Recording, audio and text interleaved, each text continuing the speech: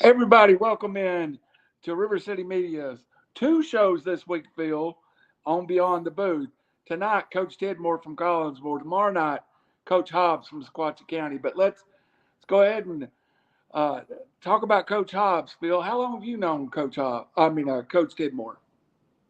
Several years football and basketball. It's been several years back. And over the years, we've kind of sort of collided and run into each other. And it's always a pleasure to talk to him. Knows a lot about the game. And I always enjoy having conversations with him. Well, let's go ahead and bring him in. Coach Tidmore, now that I found the right studio to be in, welcome aboard. Yes, sir. It's good to be here. Phil, I've got one question for Coach Tidmore, and then I'm going to turn it over to you. Coach, I got a comment last week on everybody found out that you were going to be on here that said you may be a better football coach than a basketball coach. So I always wanted to ask, why basketball over football, though? I don't know. I've coached a lot of football over the years, and I really enjoy the strategy of that game, having a week to prepare and watching film. I don't know. I wasn't a very good football player. I don't know. I wasn't a very good basketball player either, but I was better in that sport. The court's a lot smaller. When you're slow, it's kind of hard to get around that football field. Well, let's turn it over to Phil. He'll tell you about his state championship before it's over with, I'm sure. Yes, sir. I know. Well, Coach, welcome aboard, of course. Of course, what Randy's talking about and where that came from and where I heard it from was during football media days, and Coach Willingham was complimenting you on helping the football teams off and on. And he's the one that made the statement. He thought you was a better football coach than you were a basketball coach. But that kind of goes hand in hand. If you're a good teacher, you can coach anything. Well, yeah, and the two sports are really similar strategy-wise, and they're different in a lot of ways, but they're similar in a lot of ways. I just really enjoy competing. Kind of always been a fan of ball, going back to being a little kid. So I enjoy coaching both of them. Hey, and Phil, I heard it from Coach Willingham. Coach Nelson also said something very similar too. Go ahead. Yeah. Well, Coach, we'll get into this thing. First thing I want to ask you about, of course, is your family.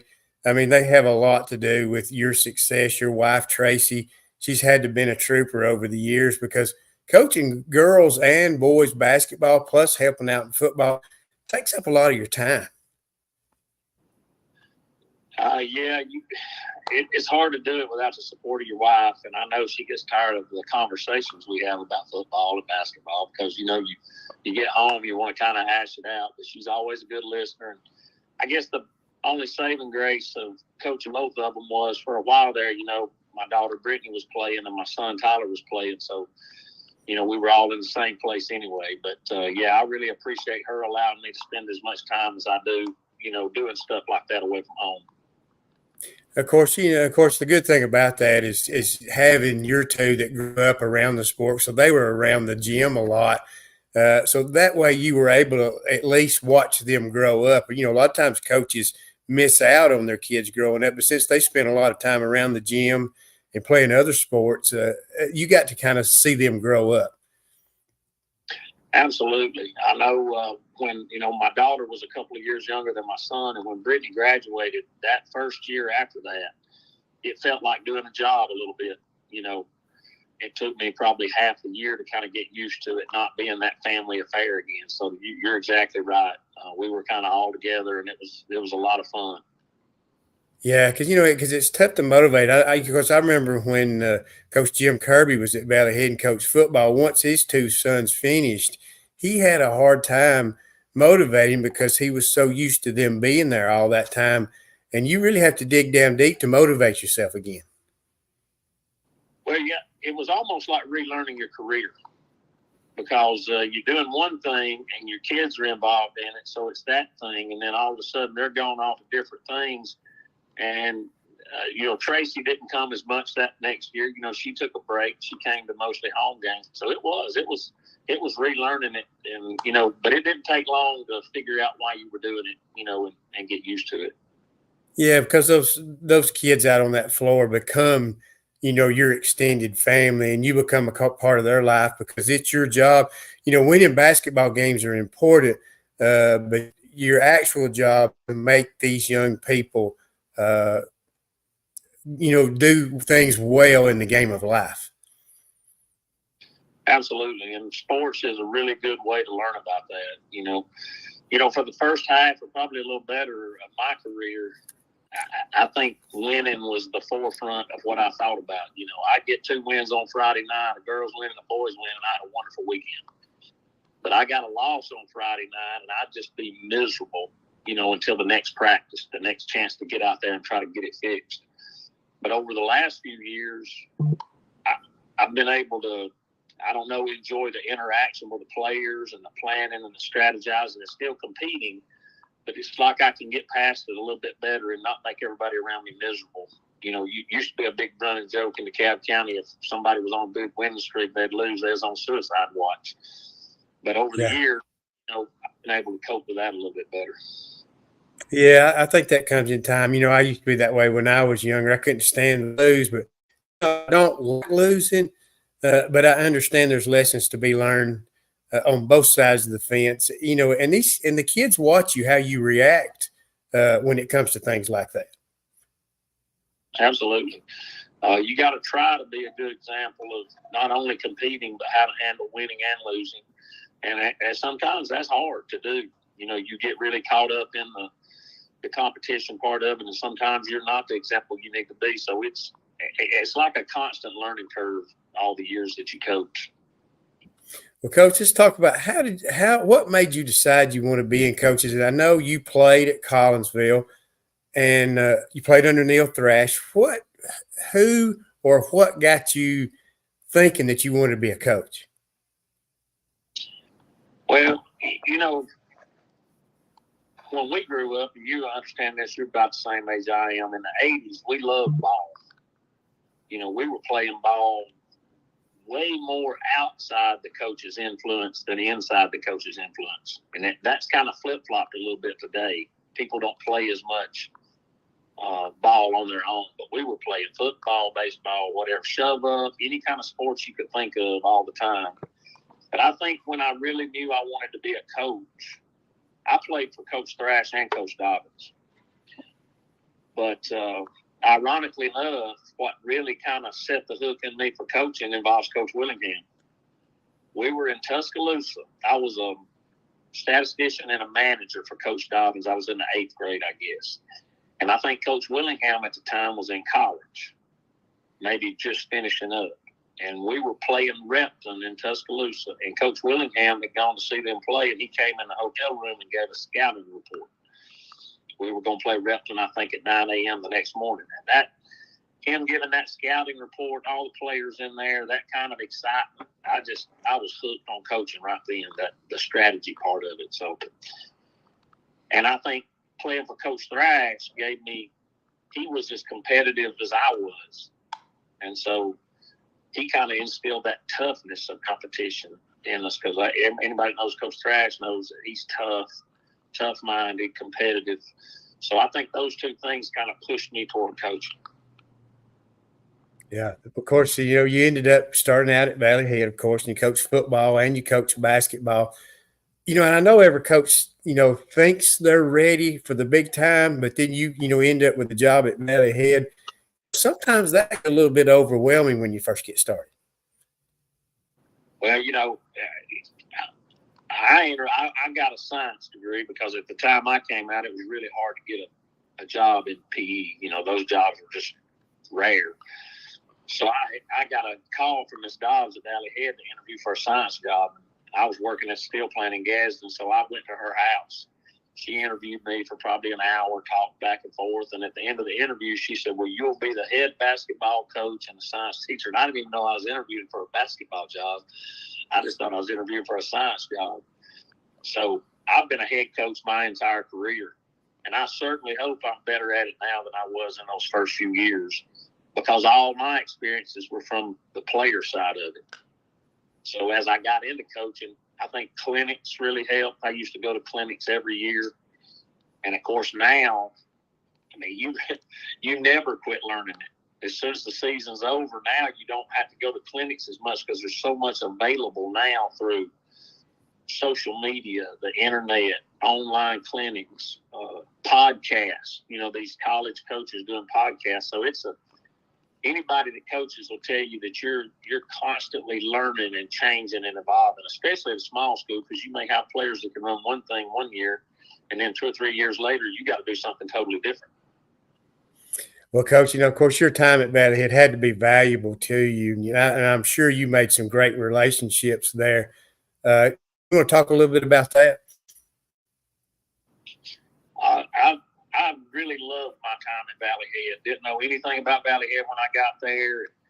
You don't want to go to mentioning players' names because you'll obviously leave somebody out. But I had a lot of great players that I still talk to now. I mean, every time I'm at a ball game, they see me, they come up and talk to me. But Jimmy Phillips was really good to me. He was the president of the Booster Club at the time. And, he was just really good to me. He took me out. Catherine Carden, who has passed on now, but she was one of those den mother type mothers. She always treated me real good. And it was just a good place to be. I enjoyed the school, enjoyed teaching there, and enjoyed the athletic part of it also. Yeah, well, that's good to hear. I know a lot of folks up here still think a lot of you. And, of course, how did, I want to ask you one question here, then we'll move forward. But how did it work out to where I know everybody would like to go home and coach at their alma mater. That's, it's every coach's. How did it work out to where you were able to get the Collinsville job? Well, I guess it involved Coach Willingham again. He was the football coach here, and he went back to Appalachian as the football coach at Appalachian, where he had been before. And Billy Jennings was the girls' basketball coach. He took the football job, so it opened up a girls' basketball coach job. And so a couple of people called me about it, and I interviewed with Miss Davis and Mr. Warren and just got to transfer down here. So I was at Valley Head for 11 years before I came back home.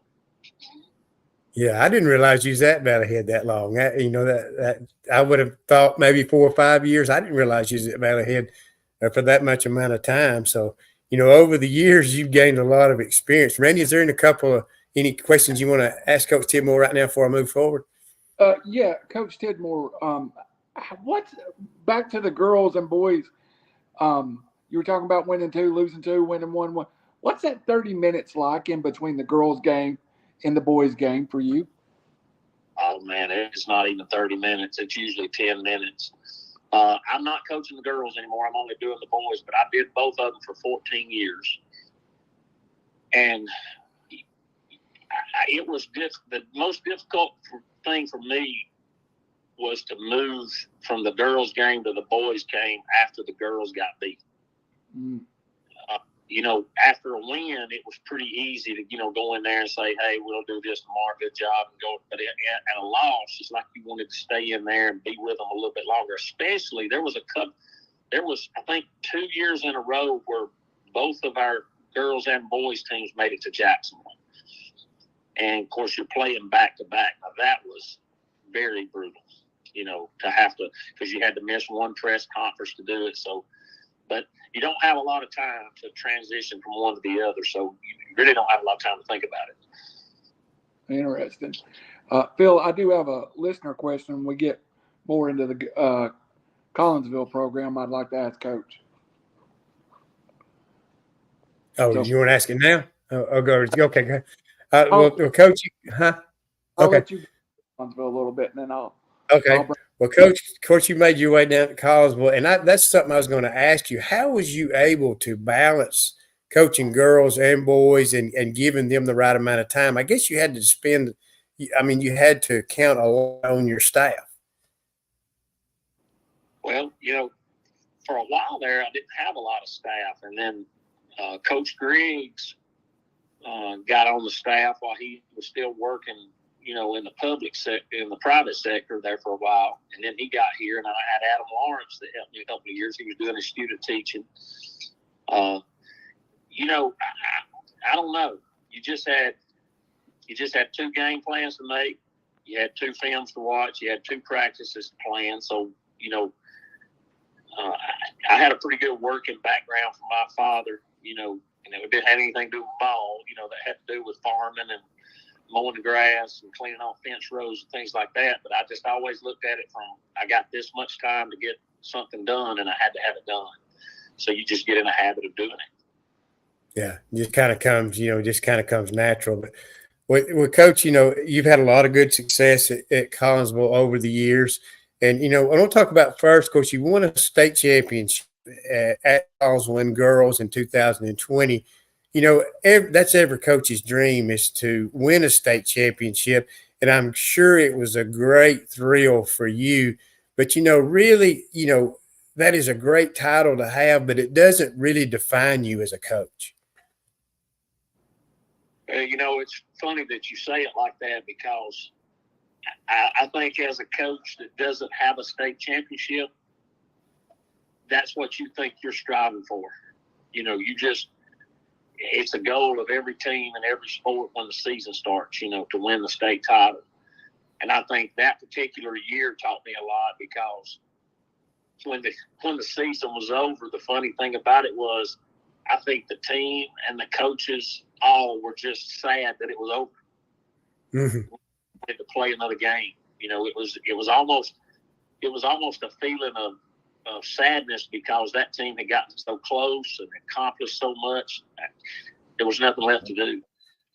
And over the years, you think you're chasing that trophy, but what you're really chasing is that team to get it right, to get together, to figure everything out, and to peak at the right time, and to have those kind of relationships that'll last a lifetime.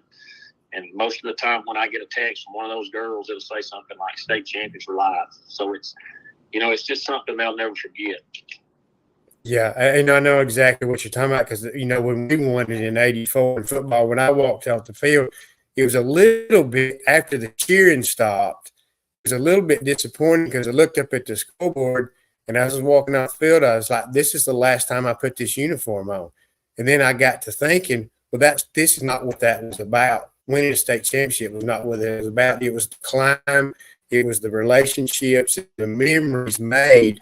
That's what was important, and that's the things I'll always remember. The ring is fine, and it's rewarding, and I'm glad I won one. I wish every kid could play and win a state championship. It's all those relationships made. It's what's important. Oh, absolutely. That 2 weeks in Birmingham was just something that I know I'll never forget. I don't think Coach Hugg will ever forget it. I don't think any of those young ladies will forget it. It was just a good time to be together, to try to strive toward that goal. And they did that. They did such a great job of, checking off those steps, because the whole season wasn't that good. I don't know if you remember or not, but we didn't even win the area championship that year. We were in the area with Sandrock, who was one of the top ranked teams in the state. They were really, really good. So we lost in the area championship game and had to go on the road to 5. So just like you say, just striving toward that goal is what you remember more than the actual trophy. Coach, we lost Phil for a second. He'll be back. Something about his internet was messing up, but that leads into the question I wanted to ask you that comes from a listener, Howie Cheney, of course. We all know Howie's usually on the show with us, but he talks about the 2012 team and them being their first county championship, and then you turn around and win a state championship. What did the path or that first county championship, what did that teach you along the way? Well, the way that I got into the girls was we had a coaching change. It seemed like every year, every other year. And my daughter was going into the 9th grade. And so I went to Mr. Jones and I said, listen, if you don't have somebody in mind, that you think will be long-term, I'd like to do it, because I'd like for her to have some continuity. And so when I got the job, we were in the area with Spring Garden. And, that's all you got to say. Ricky Austin, all those state championships. And so we kind of got together as a group when we started working, and we said, we're in the area with the best team in 1A, the best program in 1A. So if we're going to be able to compete with them, we're going to have to try to outwork them, which is difficult. So we kind of set the tone doing that. And I think it was her junior year when we won the county championship. And that was the first county championship in girls for Collinsville. So that was, that was a historic event. And, I can still remember just about everything about that night. So, and I think what I learned was in that time of laying down small steps to build a program, because we really started with small steps. Bill, since you're back, you could take over. Yeah, of course, I missed what was asked, but of course, I think that Howie asked about him winning this county champion, county coach of the year in boys and girls the same year. That's an unheard of thing, but I know he answered about that. But Coach, one thing I want to ask you about your program is I know what's important for you is camps, summer camp, having these kids in. That seems to really help your program, and you're big on that. Yeah, and I was really big on that 10 or 12 years ago. Now the I don't know if you'd say the environment, but things have changed during the summer over the years. You now have a lot of travel sports. So some of your better players may be playing a travel sport in another sport. And that may be a way that they use to pursue a college scholarship or things like that. So the kids are more busy during the summer than they ever have been. So I've actually changed a little bit of the way I do summer. We try to go to less play dates. We try to get about 6 to 8 play dates. And we kind of try to concentrate more on coming in about an hour and a half before football comes in for the lifting, before we do the lifting, and working on fundamentals and playing against each other and getting shots up. Where 12, 15 years ago, 10 years ago when my son was playing, we would literally play a second season. I mean, we would play 21, 22 games. But at that time, I had 0 players playing a travel sport. I mean, none. They played Collinsville basketball, Collinsville football, Collinsville baseball. And so they did our summer program. So it has changed, and I felt like that was one of the things I had to do to kind of adapt to the change, because the last thing you want to do is burn your kids out, get them in a situation where they're overplayed and, maybe injury prone. So that has changed over the years, but I still really enjoy summer. Well, I know I listened to an interview back when you run into the COVID issues and you were doing your camps. And I think you weren't allowed to have your camp like at school, and you moved the camp somewhere else. And you thought that ended up being a good thing because, I believe these kids sometimes thrive when they can hang out outside of a school environment and get to know each other outside of the school. Yeah, that was the year that our gym flooded. And they were putting a new floor in Dobbins' gym. And so we went to Ruhama Middle School to do our summer stuff that year. And I do think it was a good thing, because it was kind of one of those teams. That was the year following the state championship year. And we had a really good summer up there. Yeah, because and these kids, they have to like each other off the court. That's what makes them successful on the court. Oh, absolutely. We even talked. We started some of our spring stuff in football and basketball. And one of the things we were talking about today was, don't miss the most important part of sports, and that's the camaraderie that you have with your teammates, because that's what you're going to remember. You're going to remember very few scores. You're going to remember very few of your statistics, but you're going to remember the times that you spent with those brothers and sisters, trying to accomplish that goal. Well, Coach, over the years, of course, you won the state championship in 2020, of course. You've had a couple of, good things that happened during your time. I remember the young lady that hit 11 3-pointers in the game against Dade County one year and set a school record. That had to be a great night. Yeah, Trinity Garner. And then yes. This year girl tied that record. Riley Tillery tied that record over at Gales. So, yeah, anytime you see somebody set a record like that, we actually had a kid this year that broke the single-season three-point record at Collinsville, Gavin Lane, in our last regular season game. And the record that he broke was my son's. And so I called Tyler that day, and I said, hey, Gavin has a good night tonight. You're in second place. He said, really?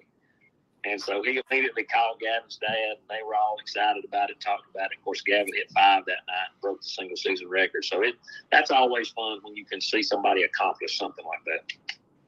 Yeah, definitely. So, of course, talking a little bit about this year in boys basketball, you had a pretty good basketball team this past year. I know you kind of sort of, Jake Middlebrooks had an outstanding year. And, of course, the way things worked out, you end up being the number 4 seed in the tournament and had to play the 1 seed Gaston in the tournament in the first round. But this was one of those years where I really felt like Collinsville had a chance to get to the Final Four. Yeah, that's a really sore subject because 2A was as balanced as I've ever seen a classification. There were some good teams, but there was no team that you just felt like you had to play perfect against. And losing Zach the way that we lost him, that was a punch in the gut. But yeah, we had a pretty good season. It was one of those years where we've kind of been, the boys has had a little bit of a deal over the last few years. You see that coming through elementary, but doesn't make it any easier when it gets there. And so we've kind of been climbing out of that. 2 years ago, played an extremely young lineup and went about 500. And then this year we were 17-10, still starting a couple of ninth graders. So really feel like that's headed in the right direction. Excited about this summer, excited about next year. Feel like I got a really good team coming back. And hopefully they'll, work hard, stay healthy, all those things. You need to have a little bit of luck along the way. Yeah, of course, next year you move up to 3A and in the area with Geraldine and Fife and Sylvania. And, of course, Coach Hicks being back in the realm again at Sylvania, they're going to be much improved. And I've heard people talk that any one of the 4 teams are going, probably all 4 teams are going to be pretty good in that area because it's so competitive. Yeah, for sure. Anytime you're playing against Glenn's team, it's going to be fast-paced. It's going to be pressure defense, and he's a veteran, done it for a lot of years. Geraldine's coming off that Final Four trip and has a good nucleus back, really good players. And then Fife is very talented, had a good season last year also. Every area game it'll be brutal. So but those are fun also when each night you got to have your A game to be able to win. So I'm looking forward to competing in that area. Yeah, when we had Coach Hicks on, he goes, he wouldn't be surprised if all 4 teams didn't go 3-3.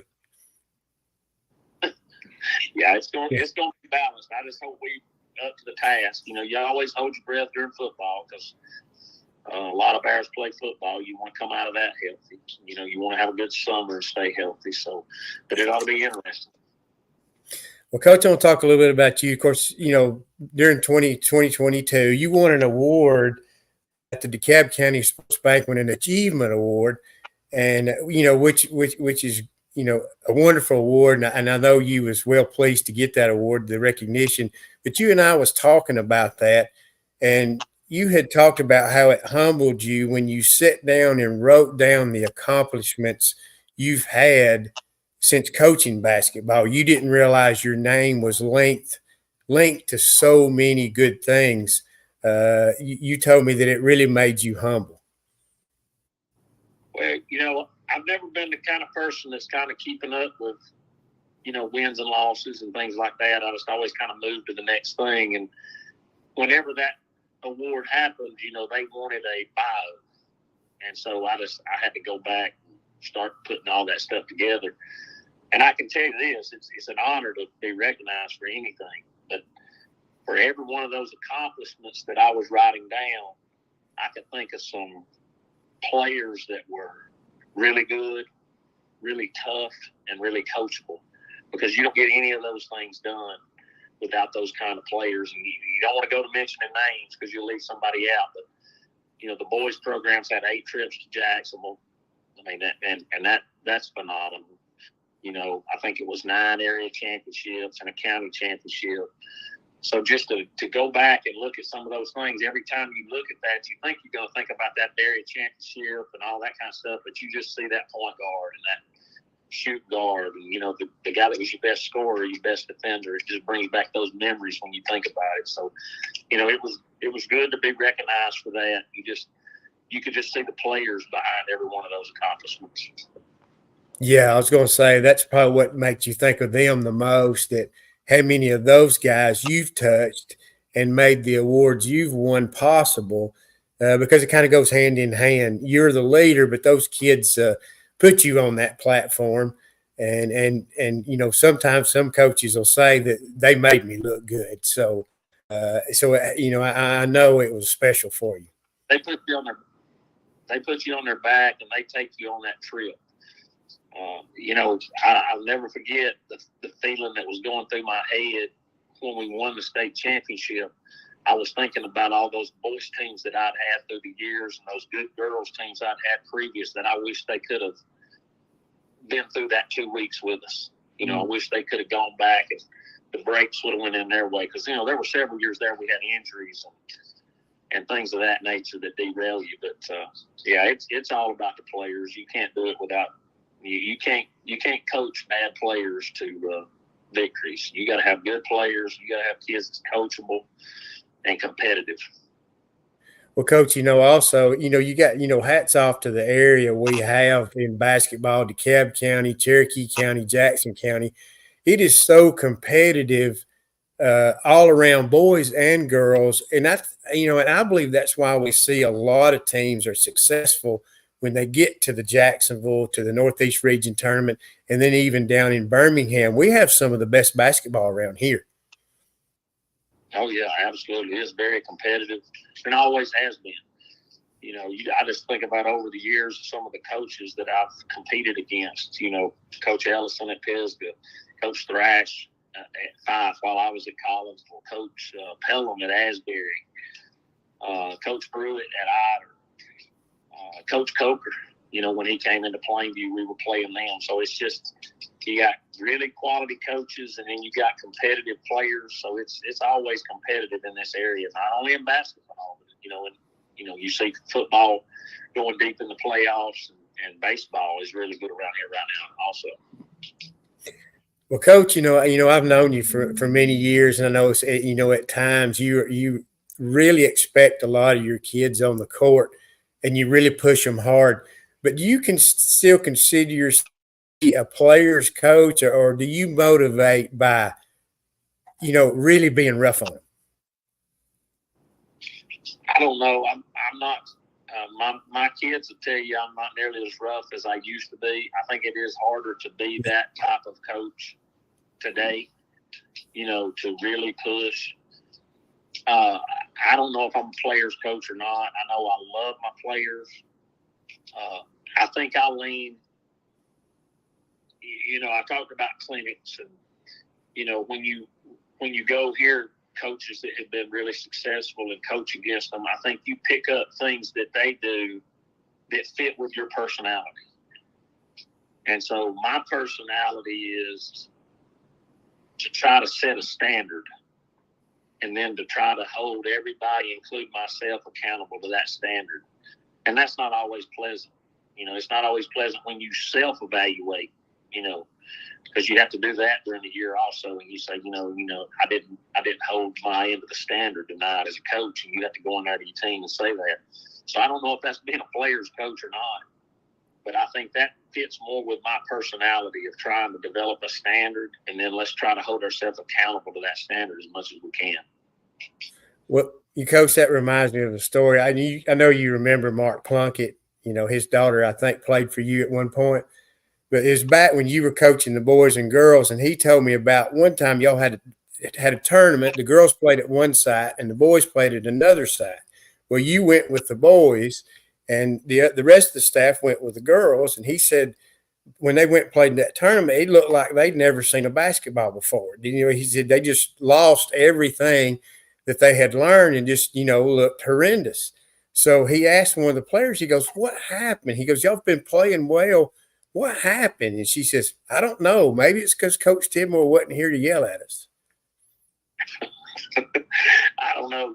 You know, you'd love to think that you have that big of an influence. I don't know that you ever do. But, you know, I do think if you can be consistent as a voice toward that standard, you know, maybe that makes a difference on any given night if you're in the building. But hopefully that would filter down to your point guard, your quarterback, you know, your leaders, to be able to do that when you're not there. So I'd love to have that big influence, but there's been plenty of nights where I felt like I didn't. You know, sometimes you feel really frustrated and that you can't, you know, do as good a job of motivating or give them a better chance to win. And I really think that's your job when it comes game night, is just to try to do whatever you can to give them a chance to win. Sometimes that means changing, and that's not easy to do. So, you know, I would appreciate anybody saying that. But. Yeah, and of course, you know, and of course, you know, in these kids.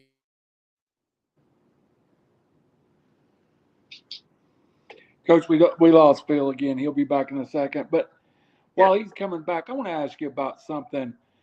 You said early on in the interview that you taught science, and you did it because wasn't as many PE jobs back then as they are now or whatever. But what has been a science teacher in teaching such a strong academic subject? What does that have taught you, and you can apply to the sports side of it?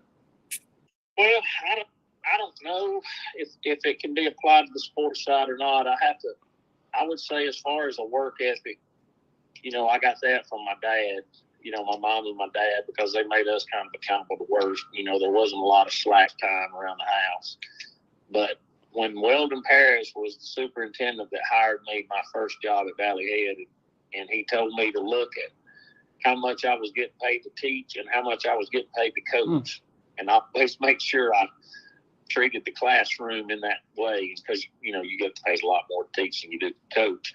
And so I always kind of try to take that to heart. So when I was teaching science, I tried to do, you know, good a job as I could in there, because that is very important when you're trying to get kids to get, you know, be able to go to college, pass an ACT and all that kind of stuff. So, but I think the application to basketball and football is that, you know, you got a set of objectives that you got to accomplish, you know, when you go through a practice or when you go through a lesson plan. You just try to accomplish those objectives. Did you grow up loving science, or was it something that just drafted you?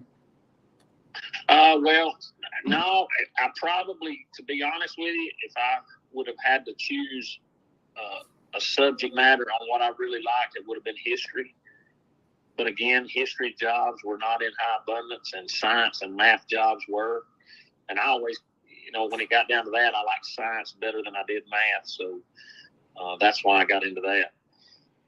Well, the math degree guy will send it back to Phil now, because, Coach, if I had to teach science, they'd be the dumbest kids in the world in science, because I haven't figured it out to this day. Well, Coach, I want to ask you that. Do you feel like you're a better school teacher or a better coach? Well, I hope I'm a better coach. Now I do PE all day, and so I don't have to be in the classroom anymore. You know, I'll be honest with you, the direction that the standards have gone in and what they're kind of expecting, not from a local level, but from a state level, expecting teachers to do now, that it's a lot tougher job than it was when I started. So I don't know. I've always looked at myself as not a very talented teacher, but I'm going to try to keep plugging and not get outworked. You know, if I got a set of objectives to do, I'm just going to try to keep my head down until I get them done. And so I guess I have to depend on hard work a lot. Yeah, well, definitely so.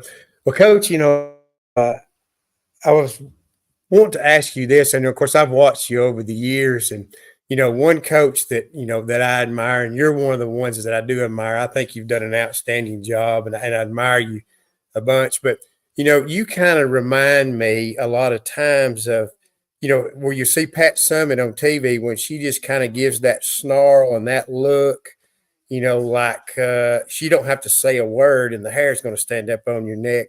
I've often seen you at times, and I know a kid when he walks by you, he don't want to catch you because he knows that you're giving him that eye, and that hair stands up on his neck. Because, sometimes I've seen you where you could just tell by the look in your eye, you're a little bit upset. You don't have to say a word.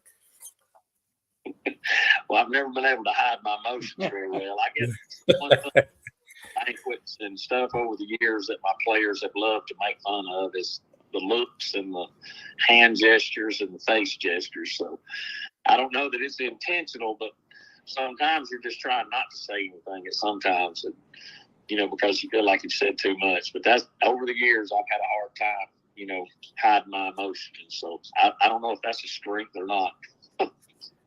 Yeah. Well, Coach, I want to ask you this too, is what's the difference in coaching today than say 10 or 12 years ago? I know it's changed a lot and a lot of coaches will have different answers. What is it like coaching kids today versus say 10, 15 years ago? I don't know. That is a tough question. That is a really tough question. And you want to be careful how you answer it because you don't want to, sound like you're putting one generation above another. I would say when I first started coaching, the first few years of coaching, I think the players at that time played a lot more on their own. And not just basketball, just anything as kids, I think they played. And there's still some kids that do. But I think by and large now, kids play more organized sports where they get into a travel ball this or a travel ball that, which is totally different if you think about it. You can go out and shoot basketball for 30 minutes at home and it doesn't cost you any money. You don't have to go anywhere. You're not really playing a game. You're just working on a skill. With that travel ball, it's an entire weekend. Where you're having to go off to a certain place. I think that's the main difference is I think we play a lot more games. And I think Gino RM talks about this all the time. So I guess I'm borrowing this off of him. Where the idea now is the team practices once a week and then plays 5 or 6 games on Saturday and Sunday. Where when we were coming up, you might have practiced 6 days a week or 5 days a week and played that one game on Tuesday night. And so I think that's different. I think that's made it a lot different because I think I spend time on a lot of fundamental skills now that I didn't mention a lot 15 years ago because those skills were gotten, on the way up better, just if that makes any sense. Oh, yeah, I understand. Kids playing backyard basketball, just for instance, or backyard football. You learn to compete and you tone your skill sets playing one-on-one, especially when you play people better than you. And I heard that interview with Gino Oriem, and that's what he was talking about. He goes, by playing 5 or 6 games over the weekend, that's fine. But when you only practice one time, you're lacking in fundamentals, and you tend to want to stand around and shoot and not work on your game individually. And he said, that's where these kids are lacking now. The kids over in Europe and places like that, they practice more and play less games. Or over here, everybody's playing more games, and that's exactly what you were referring to. And that goes back to what we were talking about a few minutes ago about summertime. And that's why I've dialed back the number of games that we play and try to spend more time on those fundamentals going into those games because you think about it, you play pickup basketball in the yard, there's no referee. And so you're going to get fouled and you're going to get arm barred and you figure out ways to do things that no coach could ever teach you in the amount of time a coach had to practice. And that probably applies to baseball also where we, so I think Gino already hit it on the head. So it's on the coach now to spend a ton of time on fundamentals, and in basketball, that time is very short. And you hope it's even shorter because you hope your football team is very successful and goes, several rounds in the playoffs. And when that happens, you're going to practice for 3 days and play. Well, Coach, I'm sorry. Well, Coach, I want to ask you. I'll let Randy ask a couple of questions. One more question. In the high level of coaching, who do you admire? Who do you kind of model yourself after? In high school? In high school, college, men's or women's, who's kind of had a big influence on you at the next level? Man, I don't know. That's a tough question because I don't know that I watch the coaches as much as I watch what they're doing. I can tell you that I think I was influenced by Coach Thrash as a coach more than any other person because, I played for Coach Dobbins and Coach Thrash, and they had two drastically different personalities. Coach Dobbins didn't say a lot during the game. He was much more likely to just jerk you out and set you on the end of the bench, when you did something wrong and you had to figure it out. But Coach Thrash was constantly knew where you stood and he wasn't as vocal his last year coaching, but when I played for him, he was very vocal. Like he was coaching vocally the whole game. I liked that as a player. Much better than I like going to the bench. And so I think Coach Thrash, in terms of coaching, because he was going to tell you when you were wrong, but he was also going to tell you when you were right. So it was constant feedback. And I kind of liked that. I liked the pat on the back when it was going right, and I liked the chewing out when it was going wrong. I always kind of knew where I stood. At the next level, I don't know. I don't know if anybody really stands out that, you'd like to be like Steve Kerr and be that smart, but I don't. I think he's great on after timeouts and stuff like that. And I think I've taken some of the stuff he said and tried to have specials and after timeout plays. But I guess as far as sideline demeanor, I'd have to say, Coach Thrash influenced me. I really enjoyed playing for him. Yeah, I can remember back in the days, and I don't know if you ever remember this. I remember one year down at Talladega when I was doing basketball, or down at Jacksonville, they were playing Talladega County Central. And he got very upset at the starters, and he benched all 5 of them during the middle of the first quarter. And they were down like 8-2. And before he got the starters back in, he got them back up at the press table to put them back in, and he didn't use a timeout. By the time he got them back in the game, they were down 21-2.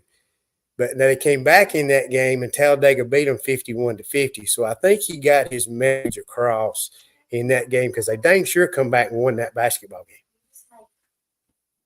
Yeah, and had chances to win it. I was down there. I remember that. Yeah. Yeah, that was, I hated it for them because they played so well to get back in that basketball game after things didn't go well early because they really played their tails off after they got the message. So, that just shows you what an outstanding coach he was. But, and looking too, Coach, and I'll let Randy finish up here, but, since 1963, I looked this up, you've had L.D. Dobbins and then Neil Thrash and then Jon Tidmore as the 3 basketball coaches at Collinsville.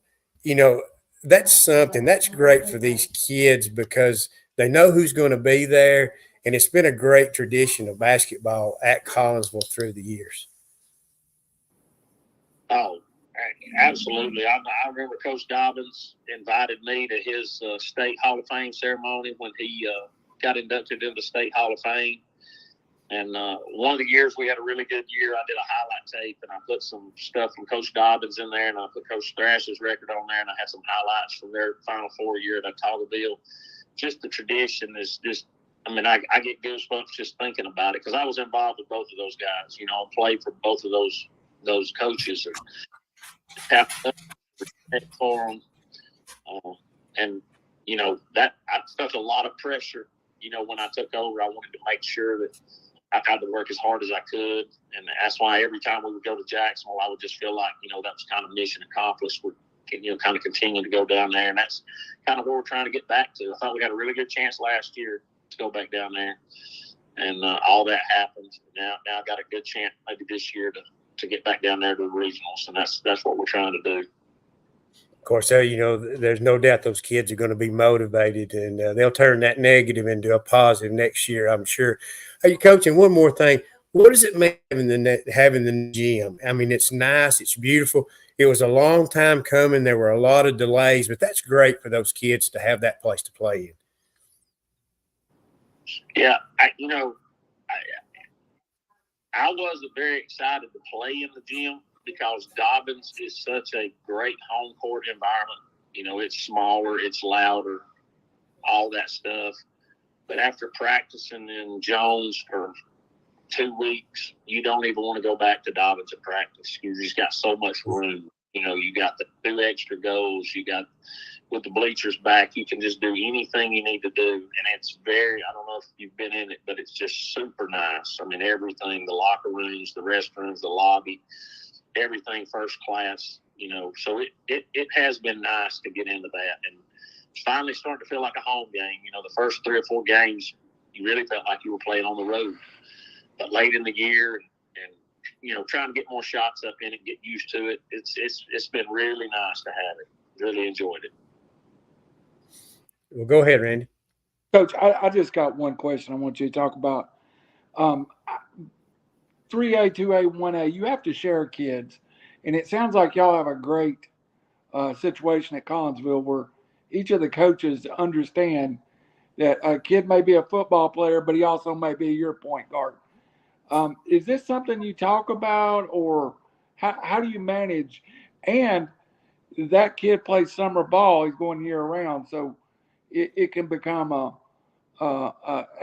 grind on him. So, do you have a plan going into it? If you've got a kid playing 2 or 3 sports. Yeah, for sure. I mean, Coach Willingham coaches the other 2, and then I help with football also. First and foremost, we have a good weight program. And we do lift year-round. We lift during basketball season. It's an in-season program. So it alters a little bit when we get to basketball. But I think that's important. And, it's very difficult to win without it. We do try to be conscious of the time constraints on the kids because in June and July, those are big lifting months. So we lift even if we play basketball that day, unless the game kind of comes in the way of it. But that's why we try to limit, like I say, 6 or 7 days, couple of games a day, 3 games a day, something like that.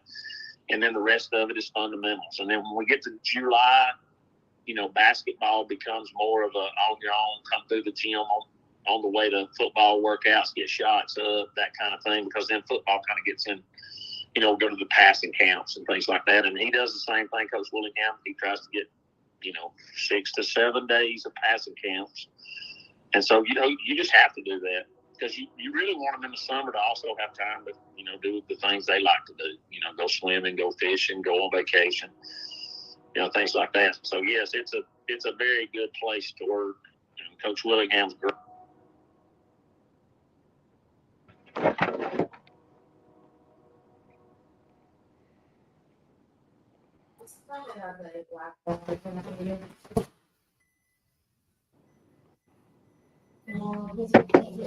Hey, Coach, somehow got cut off, and you were saying you and Coach Willingham worked together on that. Oh yeah, absolutely. And he's great to work with. I mean, we get along well. We just want all 3 sports to be as successful as they can. And you're sharing players. You may have a guy that's football first, but he can be a great post player, or baseball first, and he can be a good receiver. Want them to play everything. So I think, and we do have a lot of kids that play multiple sports here. So, Coach, I said that was the last question. I do have want to get a quick comment out of you. The new region, I spent a lot of time last year in that region. Does it a little bit like old school having that region together with so many county teams in it? Hey, it is a lot like that. When I was in school, we played every county team. So it's a lot like a schedule that I had when I was in school. I think it's a tough region, and you got to feel like Fife and Sylvania, are the top 2 with the people that they have coming back. But we got some really. I feel really good about our football team too, and I think if we can stay in agree. That's awesome, Coach. Phil, you got anything tonight? No, I just appreciate you coming on, Coach. You know, it's a pleasure to get to talk with you a little bit and share some of your story and your accomplishments. And I know Collins was blessed to have such, great people. You know, Ernie Willingham has been a big influence on a lot of people over the years. And I know you have, and I admire the job you have done. But I want to thank you very much for coming on and sharing a little bit of your story once again. And look forward to talking to you in the future. And maybe we can get you on again, especially around basketball season. Well, I enjoyed it. We talked about coaching my kids. My grandson's a sixth grader at Collinsville now. He came to Collinsville this year, so it's been really good to have him in. Maybe it'll be more like a family affair the next few years. Well, do you think you might hang around and coach him? I would love to. Yeah. Yeah, so you don't see yourself retiring anytime soon?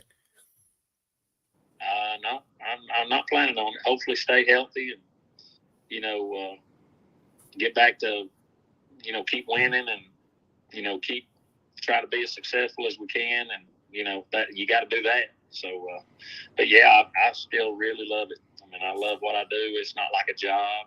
I don't even feel like I'm going to work, So as long as I'm healthy and can get to, I'd like to do it for a while. Well, thank you, Coach. Coach, we appreciate it. You got an open door anytime you want it. Or if you're running fundraisers, anything like that, let us know and we'll get it posted for you. Yes, sir. I appreciate you guys. Appreciate you, Coach. Thank you very much for coming on. Bye-bye. Phil, we've got the pleasure of having two great human beings back to back. First, Coach Tidmore is still Coach Tidmore from 25 years ago. That's the same guy. Yeah. Oh, yeah. Yeah. He's an outstanding. He's a big time competitor. Wears his feelings on his sleeve. He's always done that. I've always admired him. About I've always watched him about, is that look that he has. He don't have to say a word sometimes, but it's fun to watch him. I know he said some of the kids makes fun of him, but when I'm at a basketball game and I know he's mad, I know the kids feel it on the hair. They don't even have to look at him. They feel it. The hair stands up on the back of their neck. They know when they've messed up, and he don't even have to say a word sometimes. But, yeah, I think he has maybe mellowed out a little bit. I don't think he yells quite as much, but he's still an basketball coach. Yeah, when he said their grandson was in the sixth grade, I assumed he'd be around coaching him. You ask it, but I was like, oh, we know we got coach a few more years. This week we're going to double up and just see how it feels in next couple of weeks. Tomorrow night we got Coach Hobbs from Cherokee County. And let me tell you, Coach Hobbs, Phil, is one of the all-time great guys that's in high school coaching.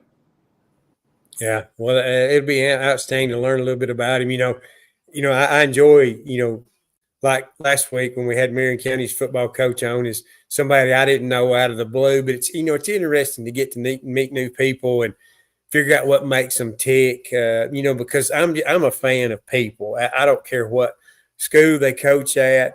Just like the guys down at Collinsville. I know Teddy Helms, and I know he helps with football and football and baseball, and Ernie, and then Coach Tidmore. I've known these guys, and I really admire the job they do. They put these kids first, and like Coach Willingham, what keeps him motivated and going. Of course, his grandson is the quarterback, and Coach Tidmore talked about they've got some outstanding players coming up, and Coach Willingham's grandson is an outstanding quarterback, and he's going to be fun to watch over the next couple of years. Well, and you talk about that, it's almost like a culture of coaching down at Collinsville. Sylvania hired a very young Tanner Nelson from that Collinsville staff, and my impressions of Coach Nelson is outstanding, Phil. I really think Sylvania done the right thing by reaching out to Coach Nelson and bringing him in. And, that's just a group. It seems like Collinsville always has a group of real solid. Yeah, of course, Coach Nelson's got a challenge at Sylvania. Anytime you lose a coach that everybody likes and go somewhere else, you're going to have some kids that's not going to come back out for a while. So, he's got to lay the groundwork, lay the foundation, and I think he's going to do a great job. And I heard a lot of good things about him. I really thought he was groomed to take over the Collinsville job, but it hadn't worked out that way. And like Coach Tidmore said, Ernie Willingham had a lot of influence over, him getting the job at Collinsville. I don't doubt if Ernie Willingham didn't have a lot of influence on Tanner Nelson getting the job at Sylvania. Absolutely, I would think so. Because I know Heath knows Ernie Willingham really well. And then tomorrow night we'll hear about a coach that started at middle school, had great success at middle school, that worked up to being a high school coach. So a lot of these coaches come from different paths, but it seems like when you have good coaches together, they kind of feed on one another. Yeah, and every one of them has a different story, and that's what makes this interesting. Like Coach Tidmore, I didn't realize that was his first job, was the basketball coach at Valley Head, and he had no other experience. That was just, he was thrown into the job. And, that happens to a lot of coaches. And, I remember when Paul Ellis first got started, when Coach Kirby retired, he over at Valley Head, and he admits, I wasn't ready for the job. So he stepped down, went to Fort Payne, learned, paid his dues, and then worked his way back around. So it happens different for everybody. And, I admire Coach Tidmore for hanging in there as long as he did till he learned to be a good basketball coach. Yeah. And, of course, that just comes with being a good teacher. If you put your kids first, things are going to work out well for you. Well, great week. Great way to start it. I really enjoyed talking to Coach Tidmore. And it's funny. Everybody watches this show.